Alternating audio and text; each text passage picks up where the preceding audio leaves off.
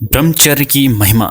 दोस्तों, आज मैं इस वीडियो में आपको बताऊंगा हमारे शास्त्रों के अनुसार ब्रह्मचर्य की क्या महिमा है। उसके बारे में इस वीडियो में मैं आपको बताऊंगा, इसलिए पूरा वीडियो जरूर देखें। भगवान शिव कहते हैं ब्रह्मचर्य अर्थात वीर्य धारणा ही यही उत्कृष्ट तप है।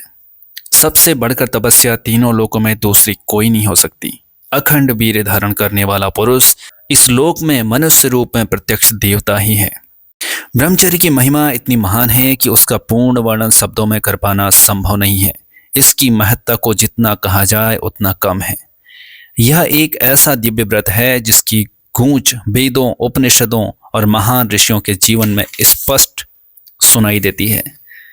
परंतु दुर्भाग्यवश आज का समय और आज का समाज इस पवित्र व्रत को लगभग विस्मृत कर चुका है।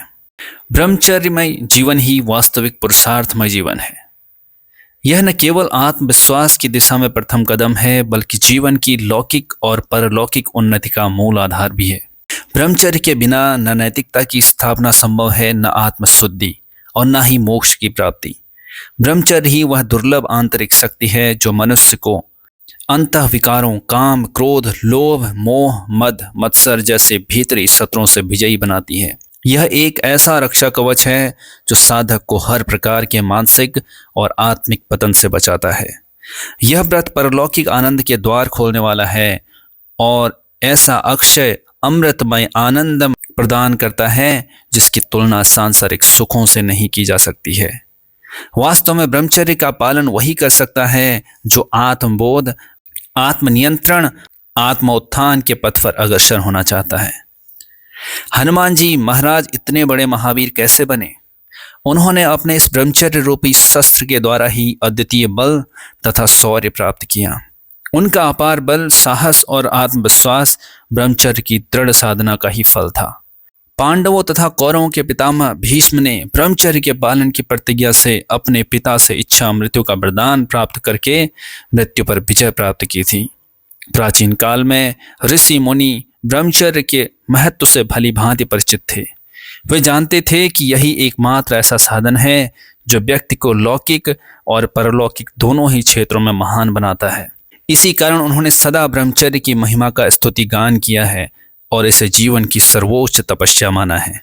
ब्रह्मचारी शब्द का सबसे पहला प्रयोग ऋग्वेद में मिलता है। ब्रह्मचारी को यह बताया गया है जो वेदों के अभ्यास में संलग्न रहता है और जिसकी तपस्या चर्चा देवताओं तक को प्रभावित करती है। अर्थवेद में ब्रह्मचर्य आश्रम की महिमा बताते हुए कहा गया है, ब्रह्मचर्य के बल से ही देवताओं ने मृत्यु पर विजय प्राप्त की थी और यही ब्रह्मचर्य शक्ति पूरे विश्व की रक्षा करती है। ब्रह्मचर्येण तपसा देवा मृत्युपाघ्नत। मनुस्मृति में ब्रह्मचर्य के नियमों का विस्तार से बताया गया है। वहां कहा गया है, ब्रह्मचारी को वेद ध्यानम की अवधि तक गुरु के समीप रहकर पूर्ण ब्रह्मचर्य का पालन करना चाहिए। कोई ब्रह्मचारी वेदों का अध्ययन के लिए गुरु के पास 36, 18 या 9 वर्षों तक ब्रह्मचर्य पालन करते हुए रह सकता है। शास्त्रों में यह भी कहा गया है, ब्रह्मचर्याश्रयो ज्येष्ठः श्रेष्ठश्चैव तथा विधम। अर्थात ब्रह्मचर्य आश्रम को श्रेष्ठ और आदरणीय माना गया है क्योंकि यही ज्ञान और आत्म संयम का मूल आधार है। दोस्तों, ब्रह्मचर्य की यह महिमा सुनकर आपको भी लगेगा कि ब्रह्मचर्य का पालन कितना जरूरी है। अगर आपको यह वीडियो अच्छा लगे, इससे आपको कुछ सीखने को मिले, तो इस वीडियो को लाइक और चैनल को सब्सक्राइब जरूर करिए। धन्यवाद।